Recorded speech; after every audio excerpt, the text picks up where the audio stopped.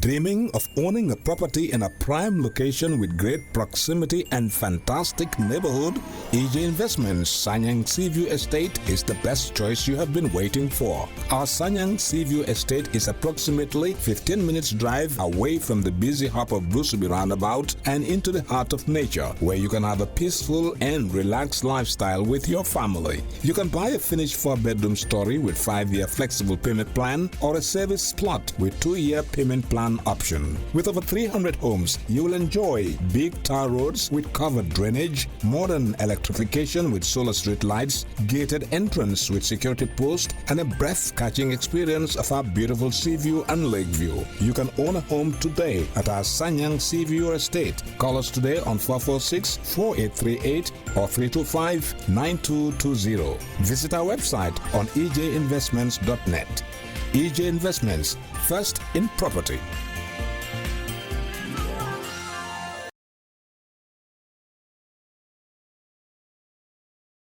Good morning, ladies and gentlemen, and welcome to the Caribou Beach Hotel this morning.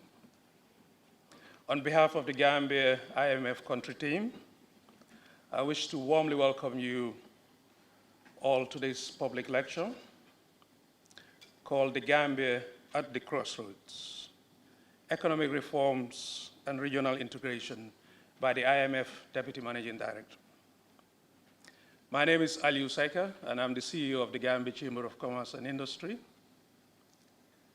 The GCCI has been, over the last 53 years, receiving and exchanging ideas with IMF, other multilateral and international agencies, with a view to economic transformation in the Gambia. On a daily basis, we present and articulate the views of the private sector, and certainly when we speak together, our common constituents, the public, benefits with more affordable and accessible goods and services, thus improving all our livelihoods. In recent months, we've been working with the government of the Gambia in setting up a National Business Council comprised of both the private sector and key ministries and important members of the private sector, including women and youth. We're very hopeful that this National Business Council, chaired by the President or Vice President, can help us achieve the necessary reforms that will bring the well-sought-after improvements for the Gambian public. Last month, the Gambia made history when we ratified the Africa Continental Free Trade Agreement to reach the minimum threshold required for implementation of this 1.2 billion population market. And hopefully will cover a market of $2.5 trillion. Effectively, this will be the largest free zone in the world. And according to the World Trade Organization, potentially increasing intra-African trade by over 52%, which until now, a lot of African countries only trade about 15%. So for the Gambia, this offers some tremendous opportunities for economies of scale, especially as a trading nation, because 80% of our total imports are also re-exported. However, I hasten to say that we must endeavor to add value to our agricultural produce, improve our standards of packaging and processing, as well as train our youth better and more if we are fully to benefit from this CFTA. Ladies and gentlemen, I have no doubt we will all benefit from our special guest lecture this morning. Before our guest speaker comes to the podium, when I will present him more, it's my pleasure to introduce the esteemed panelists on the high table. Firstly, Mr. Stephen Barnett is the advisor in the Office of the Deputy Managing Director. Steve, you're welcome.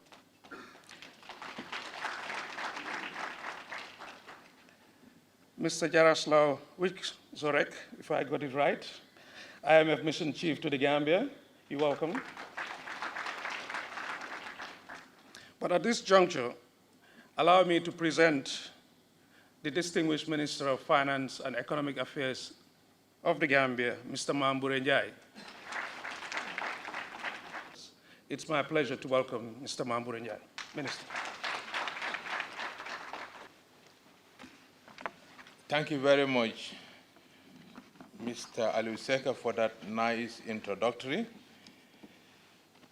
IMF Deputy Managing Director, Mr. Tao Shang, and members of the High Table, honorable ministers, members of the Diplomatic and Consular Corps, captains of industries, senior government officials, distinguished ladies and gentlemen, all protocols duly and respectfully observed. Good morning to you all. I am delighted to address such an impressive gathering encompassing such a cross-section of society this morning. Academicians and scholars, parliamentarians, governments and central bank officials, public enterprise representatives, private sector and bank representatives, civil society, trade union, media representatives, and not to mention members of the diplomatic and consular corps and development community. All of us are united in this public forum by a shared interest in helping the Gambia to develop its economic potential and improve the welfare of all Gambians. It is an honor to welcome you today to this public lecture by our esteemed guest, the IMF Deputy Managing Director, Tao Shang, on this historic first visit of the IMF management team members to the Gambia, widely known as the Smiling Coast. Our smiles are indeed represented as we feel truly honored by Mr. Shang's visit. The timing of the DMD's Shang's visit could not be more auspicious, coming on the heels of the country's emergence from difficulties and very strident economic recovery. Following the pivotal 2016 presidential election, the Gambia decided to break with the past and forge a path to prosperity, which is coincidental. The title of the DMD's Shang's visit public lecture this morning, I believe that the world has taken notice of our determination to restore our constitutional democracy, civil liberties, and the rule of law. This international recognition manifested itself through the Gambia's readmission to the Commonwealth of Nations and International Criminal Court. It was particularly evident at the International Conference for the Gambia, which was convened in Brussels a year ago, and continued to show in the consistent improvement in our institutional quality and governance ranking. The turnaround in macroeconomic performance since January 2017 has been remarkable. Growth rebounded to 6.6% in 2018, and inflationary pressures have receded as the confidence in the economy returned. The re-establishment of fiscal prudence has reduced the government's domestic borrowing, enabling a recovery of private sector credit. This has been in no small measure made possible thanks to financial support from our international partners. But we cannot rest on our laurels as the public expectations are rightfully high. So at this junction, distinguished ladies and gentlemen, my task as a finance minister is clear. First and foremost, It is to consolidate recent macroeconomic gains through fiscal probity and to continue with ongoing efforts to increase fiscal space for much-needed social and investment spending. This will require perseverance in enhancing domestic revenue mobilization, notably by broadening the tax base and curbing tax evasion and studious efforts to prioritize public expenditure. But it doesn't stop there, distinguished ladies and gentlemen. Macroeconomic stability and fiscal probity are merely stepping stones towards achieving broader goals that we have set for ourselves in our National Development Plan. At this point, let me recap.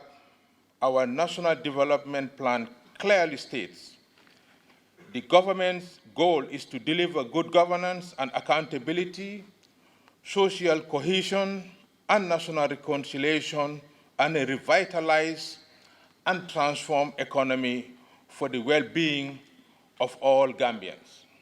It is clear that this cannot be business as usual, so we look forward to distilling DMD's Sang's guidance on what we as a nation can do differently to embark on the path to prosperity. For one thing, we will agree that a small economy like ours cannot develop in isolation.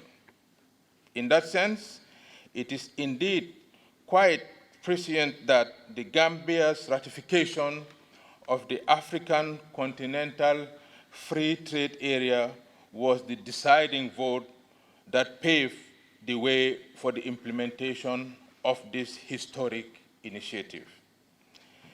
Distinguished ladies and gentlemen, without further ado, it is my singular honor to introduce to you the Honorable IMF Deputy Managing Director, Tao Shang. DMD Shang, the floor is yours.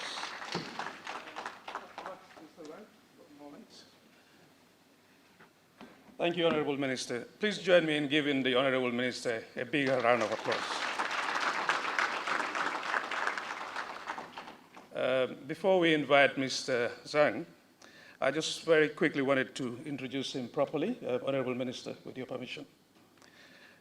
Mr. Zhang, Mr. Tao Zhang, as he is called, assumed the role of Deputy Managing Director at the IMF in 2016. He has extensive international and economic experience in policymaking, including international financial institutions, from his previous appointments as the Deputy Governor of the People's Bank of China and the IMF's Executive Director for China from 2011 to 2015. Mr. Zhang had also held a number of high-level positions in the People's Bank of China, including Director General of the Legal Affairs Department, Director General of International Department, Director General of Financial Survey and Statistics Department. Mr. Zhang also worked at the World Bank and the Asia Development Bank. Mr. Tao Zhang holds an MA and PhD in International Economics from the University of California, as well as a BS in Electrical Engineering and an MS in Finance. Please welcome the IMF Deputy Managing Director.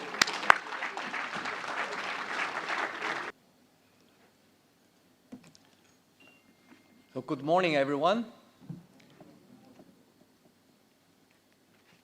Minister Najee and Chairman of the Commerce,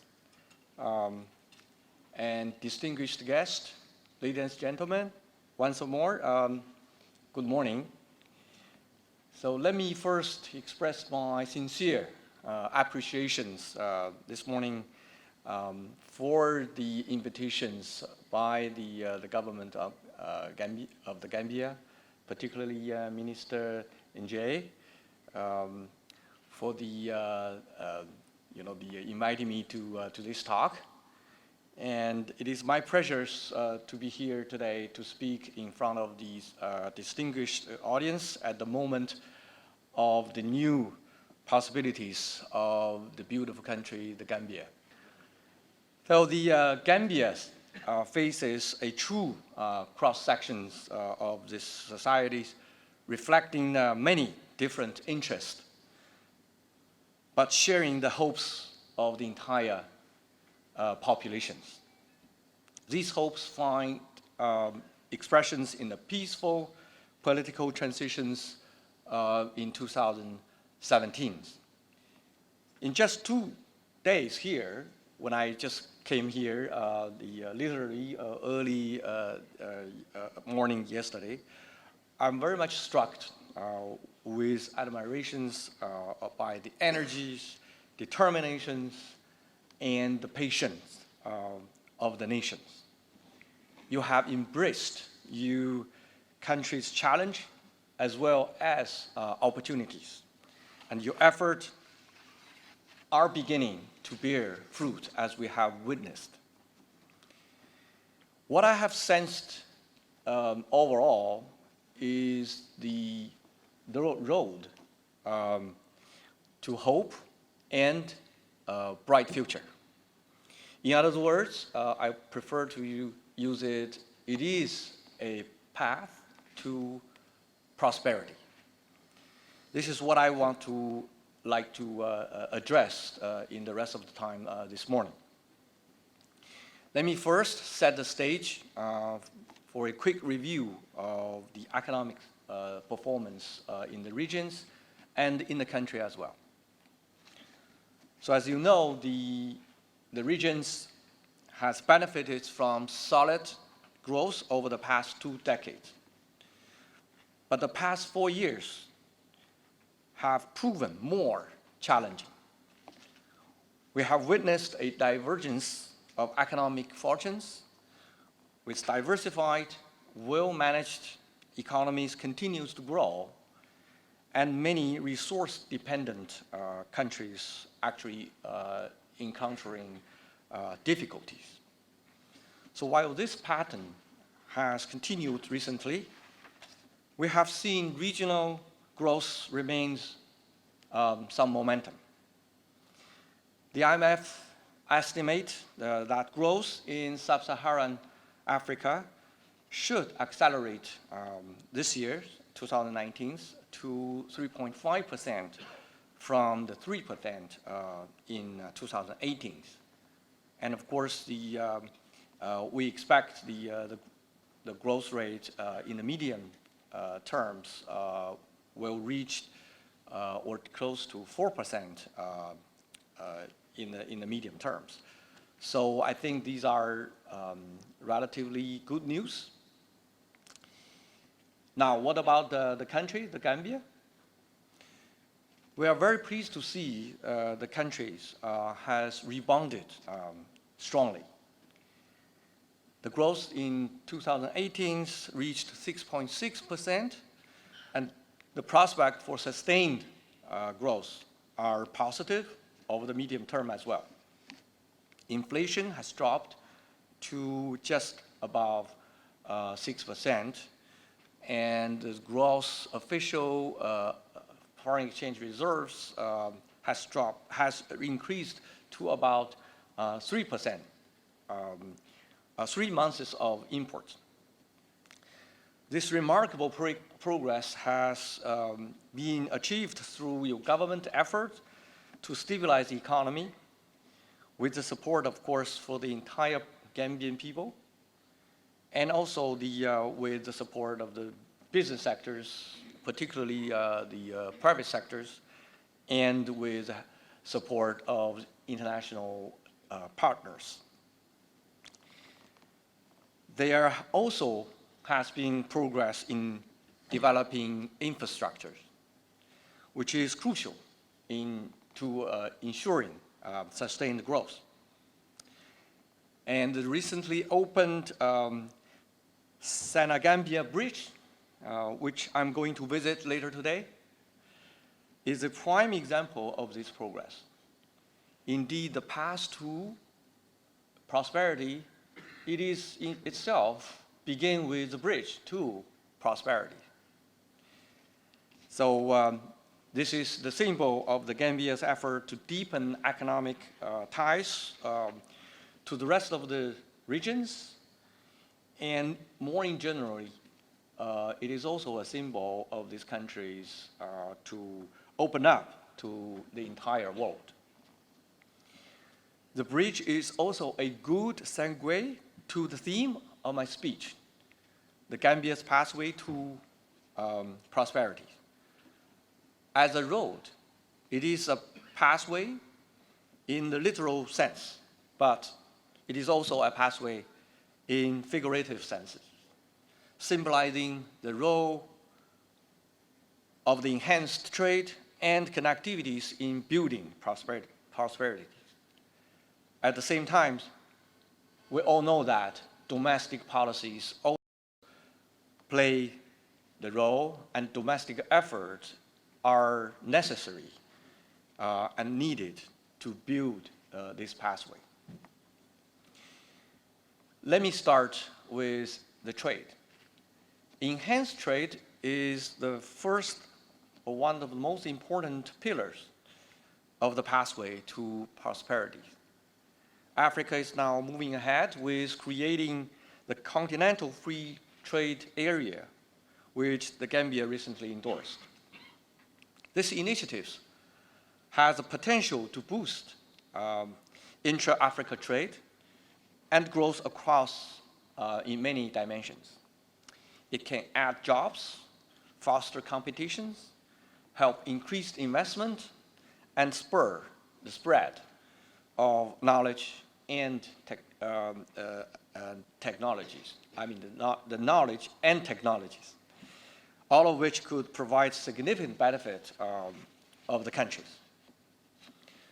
Of course, the agreement itself is only the first step. To fully benefit from it, this significant, what we have now, the non-tariff barriers, need to be eliminated. And these include, for example, the infrastructure's shortcomings, logistic cost, and other hurdles that hinder cross-border trade.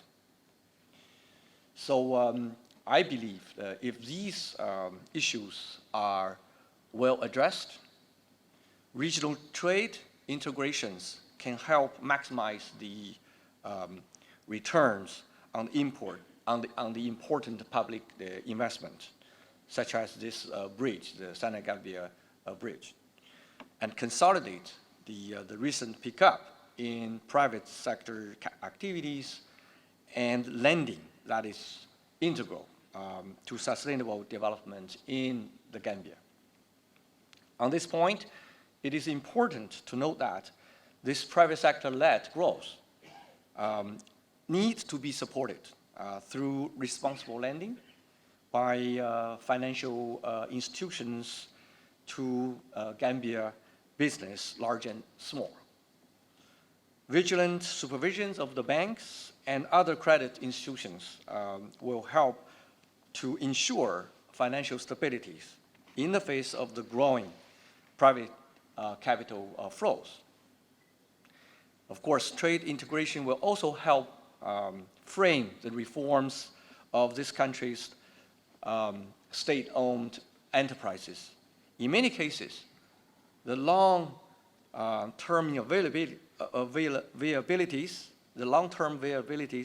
of those companies will depend on the increasing their regional orientations. I want to take example of the energy sectors. The stabilization of electricity output has contributed to your country's stronger growth. So the ongoing investment in electricity transmissions not only will link the eastern and northern parts of the countries, it will also open doors to West Africa's power networks by enabling cross-border energy trading, including under the flagship of OMVG's project, which will unite the Gambia, Guinea, Conakry, Senegal, and Guinea-Bissau, with the aim of harnessing of the water resources of the Gambia River basins to produce low-cost renewable energies for member countries. In the same vein, investment to upgrade the port of Banjul could create a new transshipment hub for the regions. I had the liberties to take time out yesterday to visit the port. I see the potentials of the port and the great foundations of the port. So I think this is a crucial part of the infrastructures for these countries connecting the rest of the world. Seeing in this context, the Senegambia bridge could be just one step in the development of the Trans-Gambia corridors within ECOWAS. So regional integrations and cooperations are particularly important for improving the structure of the economies and enhancing the competitiveness of the countries. Let me offer two examples here. First, agriculture. Agriculture could be important contributors to the Gambia's pathway to prosperity. Regional trade integrations and improved infrastructures will be the key to growing these important sectors of the economy. And on Sunday, I also visited a farm called Redville Farms, which is just outside the Banjuls. So I was impressed by their processing, the facilities, including this transit facilities near the airport. And it's great to see how the automations and advanced irrigation techniques are helping them to produce high-value and high-yielding crops, boosting export and providing high-value employment for many skilled workers, particularly including women.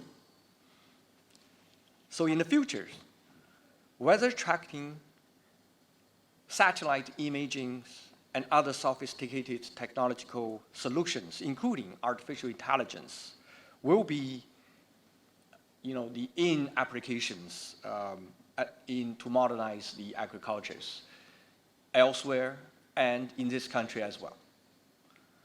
They will also help to create a farming sector that is more environmentally friendly and resilient to climatic shocks. This is especially important for small and fragile ecosystems like the Gambia's. Agriculture will then be better able to meet national goals of food self-sufficiencies and create of new export markets. Second example I want to touch upon is tourism. Not surprising. Tourism and the related sectors are essential to the economies now and also in the future. And it's great to see the Gambia attracting now a record number of the tourists.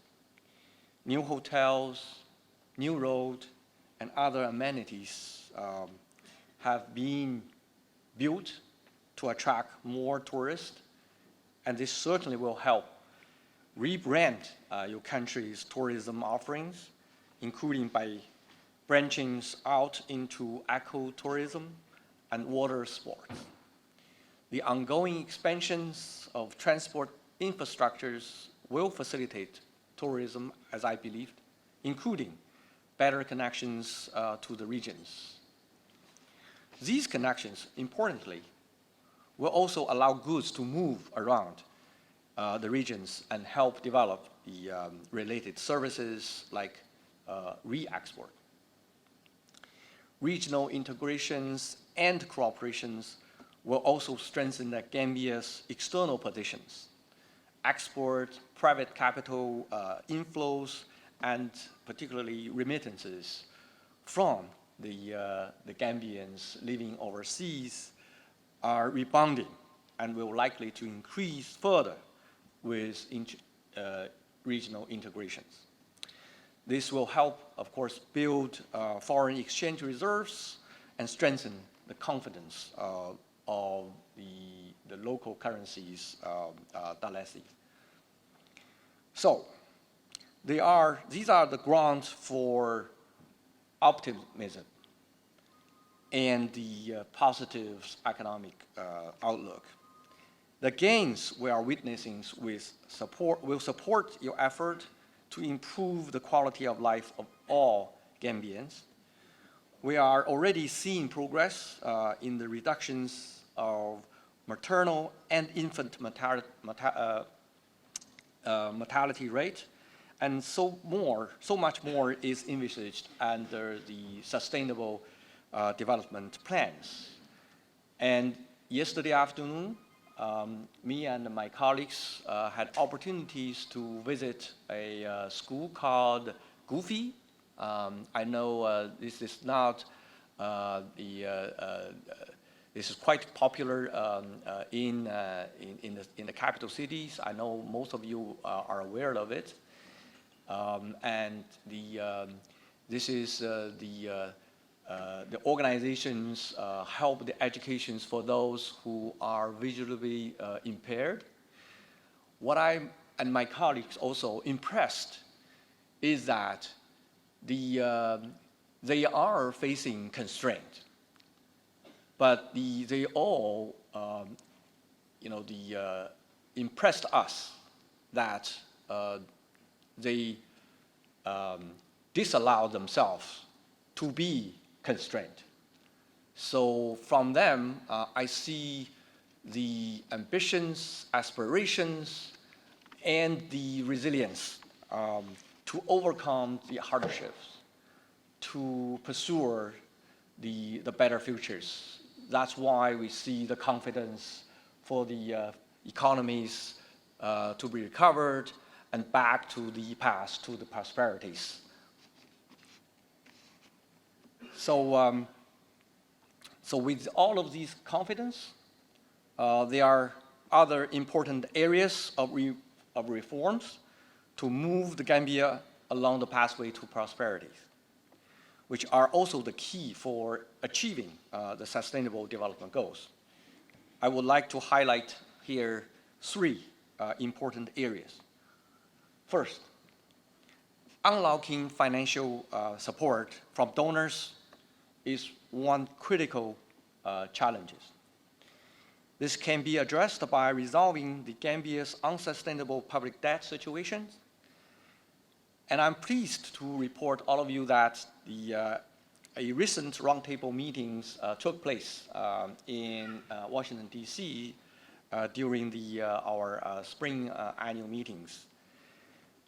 Most creditors participating in the roundtables have indicated support for the effort of debt relief. And your government is following up on this development.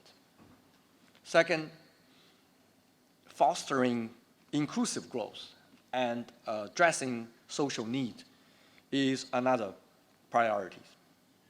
This means attacking poverty through programs aimed at aiding vulnerable households and creating jobs for those unemployed, particularly among the young populations.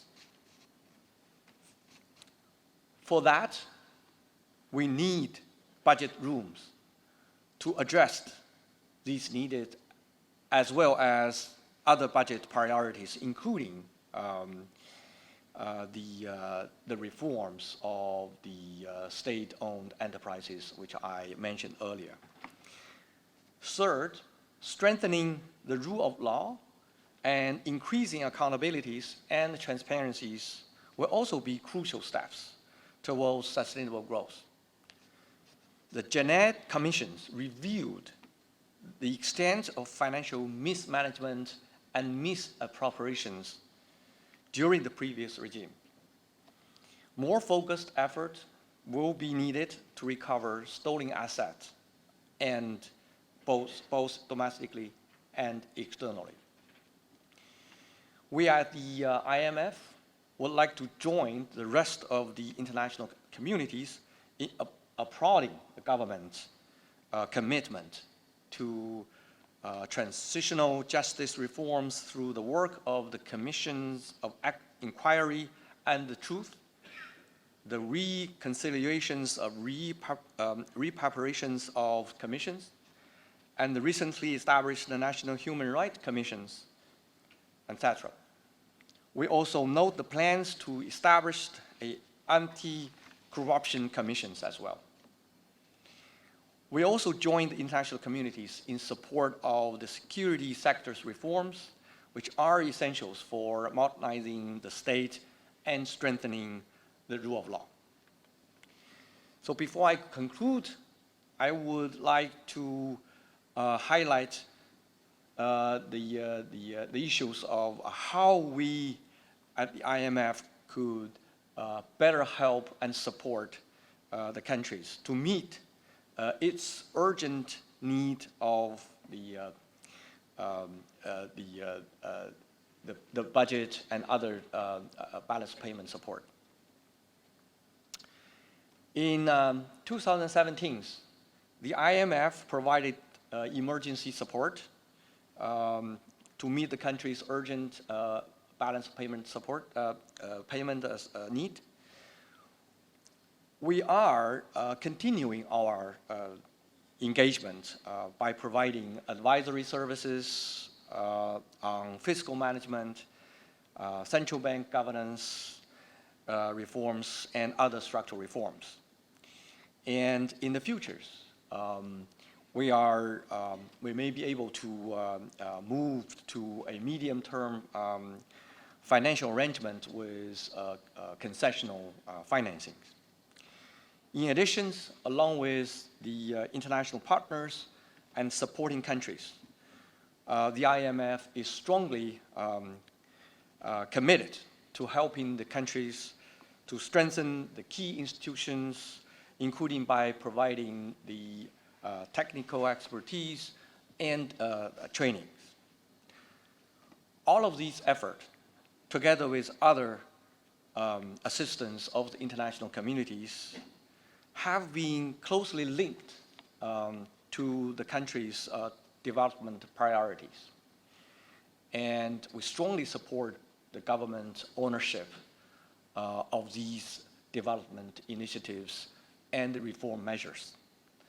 And of course, during the process, we are stand ready to help, and we also be assured that we stand ready to listen to your ideas and proposals and provide assistance as much as we can. So with all of these, we look forward to continuing to work with you as you proceed along your way to prosperities. So that's my remarks of this morning, and thank you very much.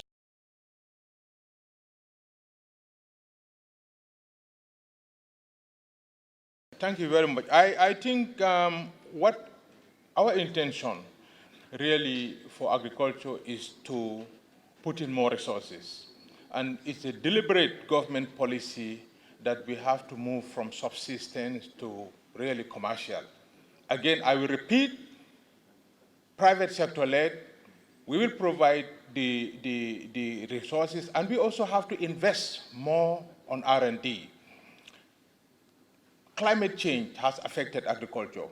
What can we do to be able to identify seeds and crops that are drought resistant, seeds and crops that are adaptable to the climate change. I think from the finance side, I can assure you that we will be providing more resources and we will be working, we've already have plans to work with the African Development Bank, and the African Development Bank president has scheduled a trip to come to the Gambia. Everybody knows that he is among the top experts in agriculture on the continent. He has proven track records in Nigeria, and now he's with the African Development Bank and does have the resources, and he'll be coming here. And I'm sure during that trip, we will also have the opportunity to be able to meet with women farmers and men farmers to be able to exchange experience, but the resources will definitely be available.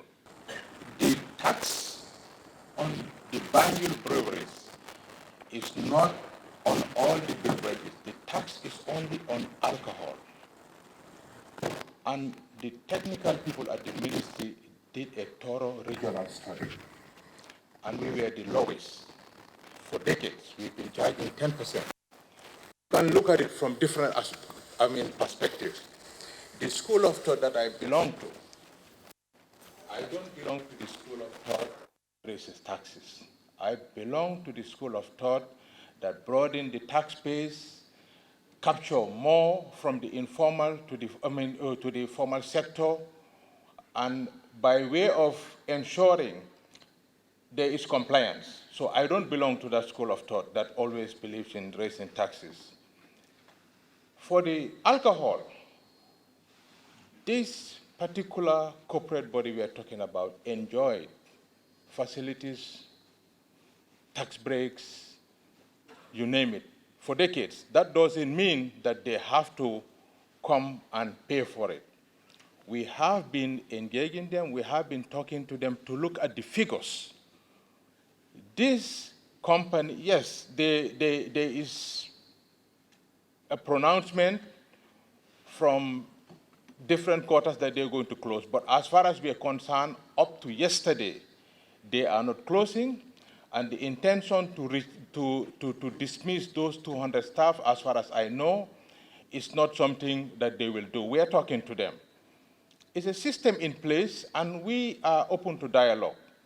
We are talking to the Ministry of Trade, and this process that we have taken to raise the tax went through a debate. We went to the National Assembly, it was a proposal.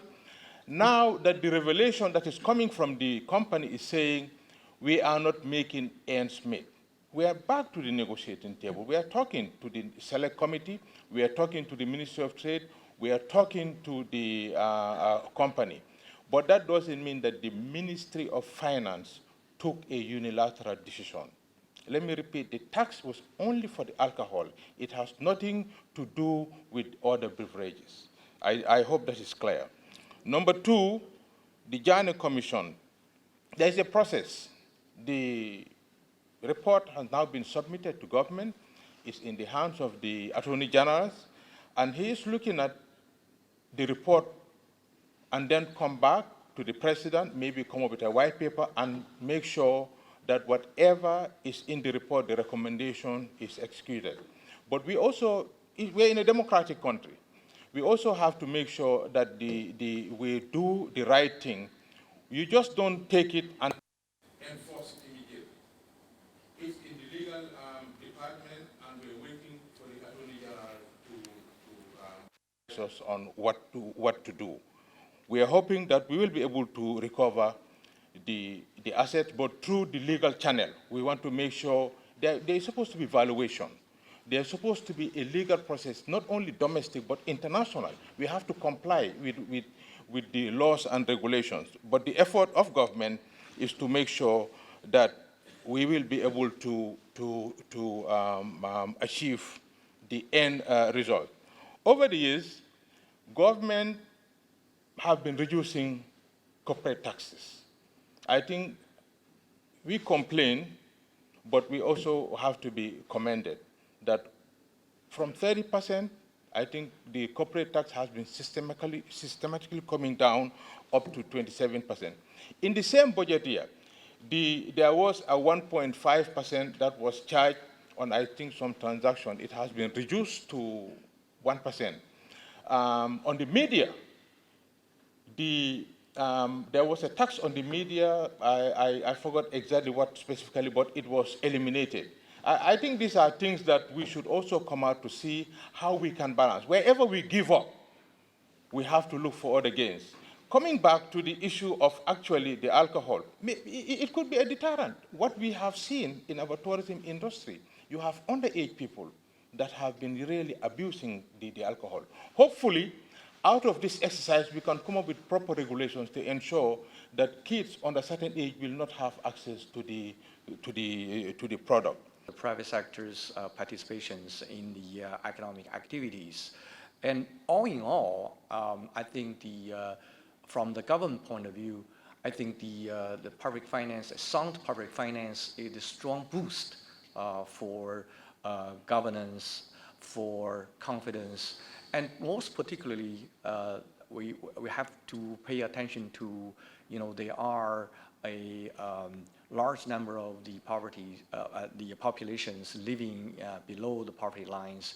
We have to provide the support to them, those most vulnerable groups, and also in the long terms, the public health and educations, human capitals. These are the things which really the country very much needed if you want, move along the path to prosperities. So these are the behind the government thinkings, and we, of course, at the fund very much support this effort, the thinkings, and we very much hope this can be implemented along the way. Well, thank you very much for your questions.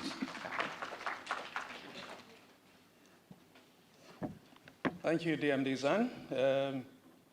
Yes, actually, I wanted to recognize you. I mean, at the beginning, I missed the opportunity, so maybe we should give even a bigger round of applause, the Deputy Director of IMF. Would you kindly, please?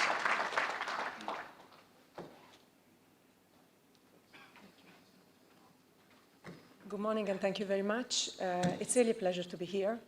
And this is my first visit to the Gambia. I can see now it's called the Smiling Coast. It's really a pleasure. There was one question that was addressed by a gentleman from an NGO on tax breaks, and I just would like to address it very quickly and maybe perhaps put it in a regional context. We often think that the way to attract private sector investment is by providing tax breaks. There is plenty of evidence. If you go and ask people, maybe if you ask them individually, this is what they want. But if you look at surveys, the evidence is actually goes in another direction. Typically, businesses, they want good services. So first among everything is electricity. If you look at service for the Gambia, for example, 50% of the businesses, they say that reliable electricity is really what they want. And 20% of the businesses, they say that it is access to credit. These are very much themes that were touched upon. And only 6% of the businesses that were polled say that it is the tax regime. And so this is something that I think should be really taken into consideration. And I think it goes very much along the strategy of the government, right? I mean, how can you provide good electricity, reliable electricity? You need to have means for that. So you really need to have good revenue base. I mean, I very much sympathize with what the minister said. Is from the school of thought of not increasing the tax rates. In fact, they have lowered the income tax rate, but broadening the tax base. And the same thing, access to credit. I mean, we have the governor in the audience. The best way to empower banks to provide credit to the private sector is really to reduce the space that the government takes in terms of borrowing. And again, this speaks to fiscal probity that the minister talked about, but it's really the composition of the fiscal adjustment. You really need to have a stronger revenue base. So it's true that businesses, they like tax breaks, but let's think about how the domestic revenue can be used and can really empower the government and give it the means to provide the very basis that is needed for the private sector to thrive. Thank you very much. Thank you. Thank you for your questions. I take the questions on the youth, and then my colleagues will take other questions which is raised in this round. Like in my remarks early on, I emphasized the importance of the social aspect, and in particular, pay attention to human capital investment, and which very much in a sense that towards or target the younger generations, because these are the futures of the countries, and these are the future productivities of the countries. So that's why the sound fiscal budget, including the revenue mobilizations, is important.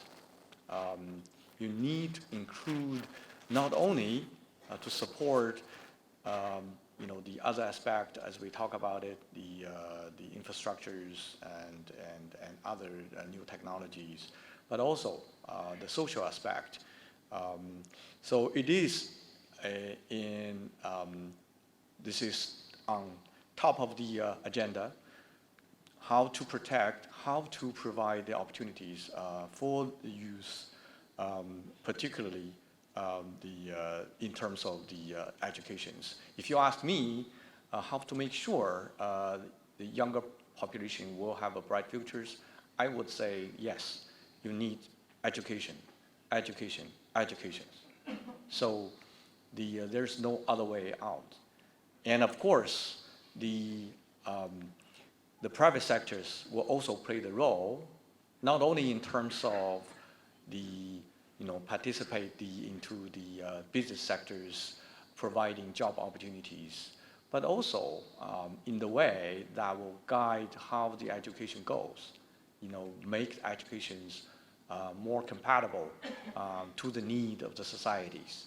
And so I hope later on we will have the healthy interactions between the public and private, so that entire societies would support the youth in terms of educations, and when they grown up, they will have the job opportunities there, so that the next generations will work and will participate into the economies in a more efficient way.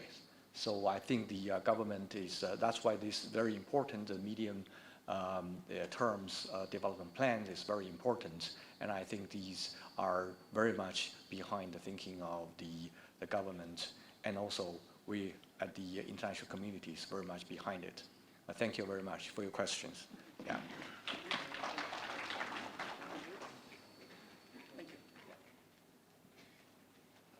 Thank you. My name is Jarek Wieczorek. I'm the mission chief of the Gambia, for the Gambia. And this is not my first time in the Gambia. I know many of you. I know many of you by name, but most of you by face, because I've met with you in various fora. I'm so happy that the NGOs are here, and because the gentleman and the lady were in my meetings with you. And I'm so glad you spoke up for women in agriculture. Let me just first recognize, I'm not new, and also not new is Ruby Randall, our amazing representative. I want to recognize Ruby. I want to recognize Ruby, who organized the event, and Fatou, our office, and Ben, who is roaming the room, right? This is our people on the ground, our people, our hearts on the ground, and our eyes and ears, and also the advocates for you. Many of the questions that came to the IMF are not really for the IMF, but I'm not going to be defensive about it. In fact, I'm honored and feel obligated that questions related to agriculture, youth empowerment, coming to the IMF. And thank you for mentioning 2012, because it only means that when we came with the program and with the money, it made difference. And you felt that difference. We were not working with agriculture, but you felt the difference. And this is what we really hope to achieve. So our plan right now is to go back to the financial disbursement. And then when DMD Zhang was talking about debt relief and how this is going to impact the situation of the Gambia, let me just put a little bit of flesh on these bones, right? So right now, when the debt is unsustainable, meaning that the country cannot absorb more debt, right? Because it just cannot service it. Right now, debt service is absorbing about 50% of domestic revenue, right? So for every Dalasi that the government collects, half of it goes to debt service. That's just unthinkable. And then many things went wrong since 2012, and we're trying to undo the accumulation of all these bad things that happened, especially in 2012, 2016, closer to that transition has enabled completely new, as we call it, new dispensation, and we are trying to take advantage of this. The first step for us, unfortunately, is to clean this debt situation, and we are almost there, and hopefully later this year we will start talking about the financial arrangement. Then what happens also when the IMF comes in, and that's why you feel it. We yesterday spoke with the President Barrow, and he recognized us as being the gateway. The IMF is the gateway for others to go through. You will have the World Bank coming with money. Many other also donors will feel reassured, will increase their assistance.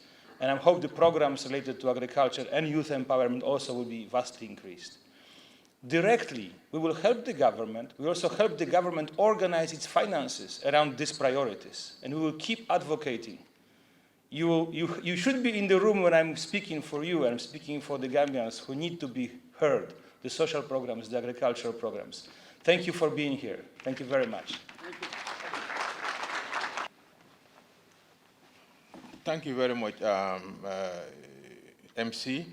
Becoming a finance minister, after increasing the agriculture budget by 100%, what we did not do is to follow up to ensure that that increment will go to the targeted beneficiary. I think in retrospect, I said, now if we have to go back, we have to make sure the money provided are utilized not for vehicles or for allowances, but for fertilizer and other inputs to increase the yield. We have learned from that mistake. And I can assure you that President Barrow categorically made it very clear to me that, listen, I'm a farmer, I was raised in the farming community, and I believe in farming. And I said, yes, but you know what? Let us also look at the other side. Since the First Republic, a lot of investment has been made. Mechanization is not new. But when you mechanize, you also have appropriate technology. The tractors, those machineries that were invested at Jahari Pajar, we cannot even do maintenance. A single breakdown, the tractor is there, and it will rot for years. And these were all debts. When we talk about our debts today, it's accumulated. It started from many years ago. If you recall, interest rate on loans then was 3–4%. But it is our responsibility as Gambians, and it takes two to tango. Subsistence farming, you cannot do it individually. If we have to graduate from subsistence to commercial farmers, you have a responsibility to come together as a group. If you talk about individual, just your hectare to be able to, whatever you need for your farmers, no, that's not the way forward. Government, as of today, we are stand ready to provide more facilities, more access to credit. During those days, 2011, when I saw what the Gambia Groundnut Council was taking as loan from the banks to buy groundnuts, it was 20-something%. We break it by making sure we went to the Islamic Development Bank through the ITFC facility. We were able to access cheap resources, and it was revolving into millions of dollars. And it still continues. Our problem there is, why did we not graduate from there up to today? We are trapped in that.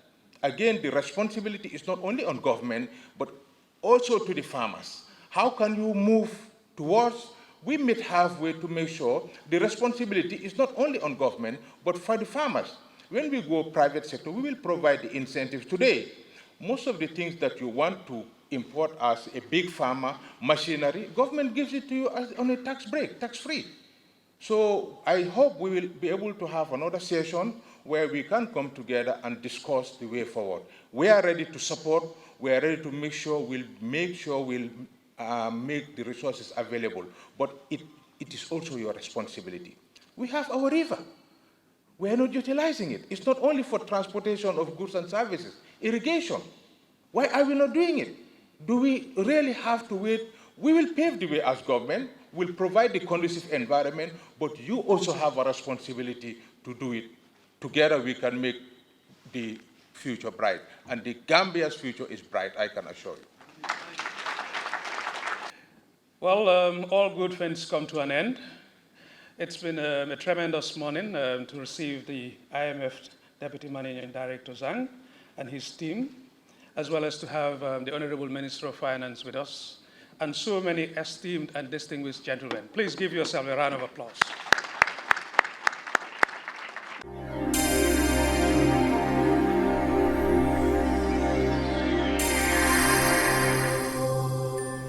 Dreaming of owning a property in a prime location with great proximity and fantastic neighborhood?